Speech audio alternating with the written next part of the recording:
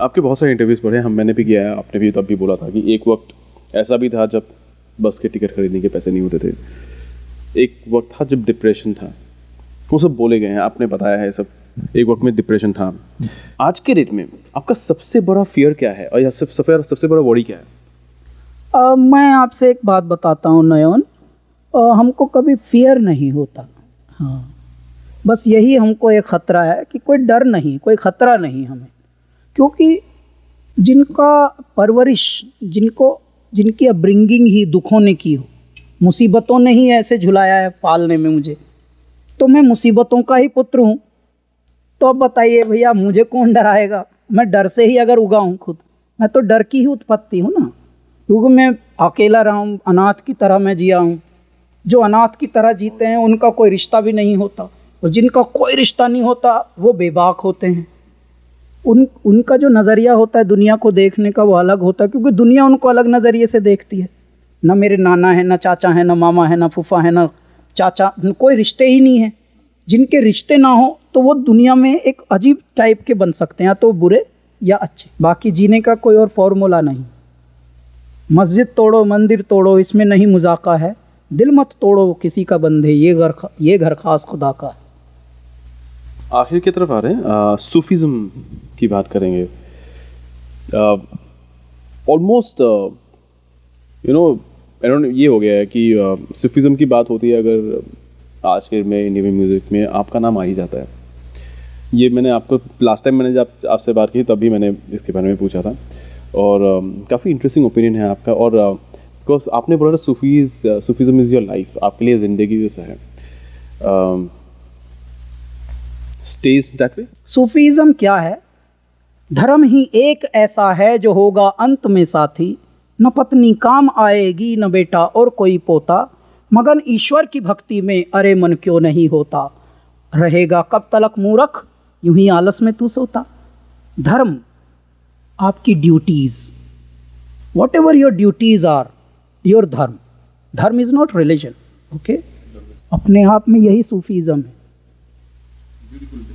भाई, दुनिया का और कोई सूफीज़म है नहीं। Please be honest, be real, be nature. क्योंकि ज्ञानी सब बन रहे हैं, लेकिन अपनी अपनी कंफर्ट से डिफाइन कर रहे हैं ज्ञान को। You have to be real, you have to be equal. जैसे नदी इक्वल है, नदी लाश को भी उतना ही प्यार से छू रही है और जिंदों को भी उतनी ही प्यार से छू रही है।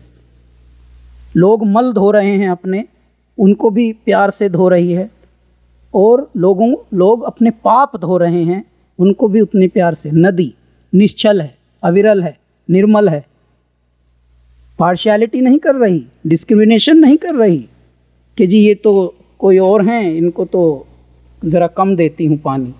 नदी सबको उज्जवल कर रही है, आजा तू भी आजा। लाशों को भी, मृत को भी छू रही है ऐसे, तू भी मेरी एनर्जी से बना है, आजा।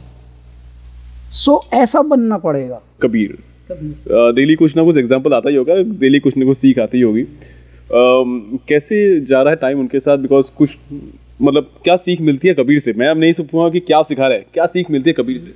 मुझे कबीर से बहुत सीखने को मिलता है। एक तो ये है कि मैं कभी कभी जैसे इंटरव्यूज़ देता हूँ, वो है अराउंड, और कभी मुझे कुछ अवांछित लोगों को अवॉइड करने के लिए ये बोलना पड़ता है कि नीचे से फ़ोन आया, मान लीजिए इंटरकॉम पे मेरे रूम में, कि सर फ़लाँ आदमी फ़लाँ बात बोल रहे हैं, बोलो मैं हूँ नहीं घर पर। ये मैं बोल रहा हूँ because I don't want to get into अभी थोड़ा सा वैसा। तो कबीर वहाँ है, papa you are lying, papa you are lying. तो वो इतना हाईलाइट करता है कि फिर मुझे उसे एक्सप्लेन करना पड़ता है। कबीर, यू नो ना हाउ पापा is always stuck with photos, and unnecessarily people mob me so much, so sometimes I have to steal my time from my own time. Sir actually आपको एक्टिंग करना चाहिए, आपको acting का offer नहीं आता? इतना परफेक्ट आते हैं but I don't want to do that. ये परफेक्ट एक्सप्रेशन है। ओके, मेरे पास 3-4 सवाल है। मैं I want to do a rapid fire question आपके साथ। मैं आपको ऐसे सवाल पूछूंगा, ठीक है? 3-4 है. What makes you the most happy? What makes you the happiest? Actually, whenever I compose music and whenever I write new thought, जैसे recently I'm composing a song which is written by Prasoon Joshi, और वो योग anthem है. Yoga anthem कह लो अंग्रेजी में, लेकिन योग एंथम उसको बोलेंगे. वो ईशा फाउंडेशन है, सदगुरु जग्गी वासुदेव उसके वो हैं प्रवर्तक, उनके लिए हम ये बना रहे हैं. तो अब मैंने उसको कंपोज किया है. कल से कबीर वही सुन रहा है गाड़ी में मेरे साथ.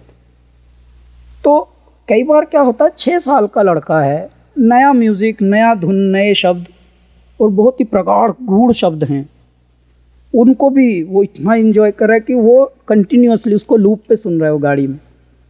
सो इस तरह का अभी जैसे तब से कल से हम एक अलग एक्सटेसी जिसको बोलेंगे, अलग हाय नशा, अलग समझ लीजिए स्पेस में, और अलग एक उल्लास में, खुशी में हम हैं. इस तरह की चीज़ें बहुत खुश करती हैं. दूसरा क्वेश्चन है, अगर एक दिन के लिए मतलब अगर if let's say you are born as an animal, human beings are also social animals, like if you're born as an animal, which animal do you think you wouldn't like to be born? Tiger. Which I got really, मुझे पता था ये आने वाला है, because आप unapologetic, you attack. Okay, name an obvious quality that you have. एक जो अनहिडन होगा, मतलब एकदम दिख जाता है, मतलब आपके हिसाब से क्या है? वो है बेबाक होना. मेरा ज़िंदगी में जैसा हूँ मैं वैसा हूँ, बस निश्चल हूँ और इसी तरह बेबाकी है. मतलब मैं ये सोच नहीं पाता हूँ. जब भी आप मुझसे बात करिएगा, ना मैं हिंदी में, ना फ्रेंच में, ना जर्मन में, ना डच में, ना इंग्लिश में, ना किसी भी लैंग्वेज में मैं ये नहीं करूँगा कि मैं सोच के माइंड में कैलकुलेट कर के थॉट्स निकालूँ. मैं खाऊंगा नहीं शब्दों को. हम म्यूज़िक इंडस्ट्री में आए और हमारा एल्बम और फिल्म के गाने बहुत सुपर डुपर हिट होने लगे, तो हमारे कॉन्सर्ट्स होने शुरू हो गए.